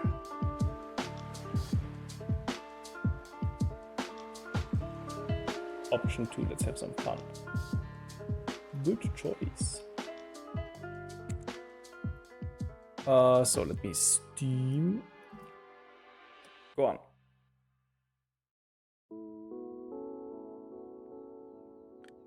Updating Steam, oh my god. Why did I never do that before stream? Okay, just a moment, chat. I'm sure it will be done any second. Actually cancel that? I probably can. Ah, it's done. Okay. Lucky me!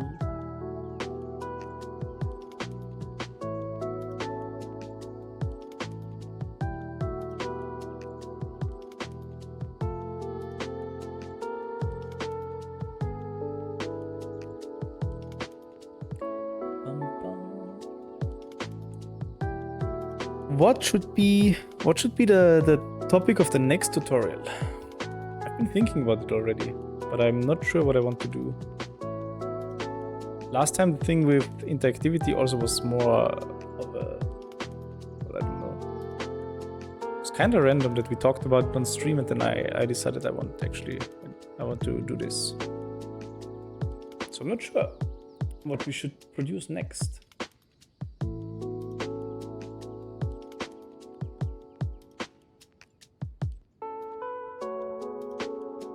There's still some options like thingy. How's it called?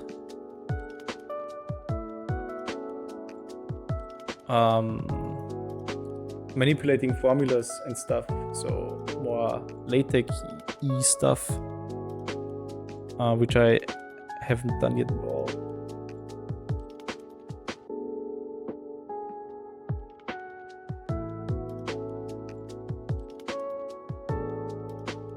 Enjoyed interactivity though? Thank you. It was actually also a lot of fun to produce, to be honest. Compared to, well, other things that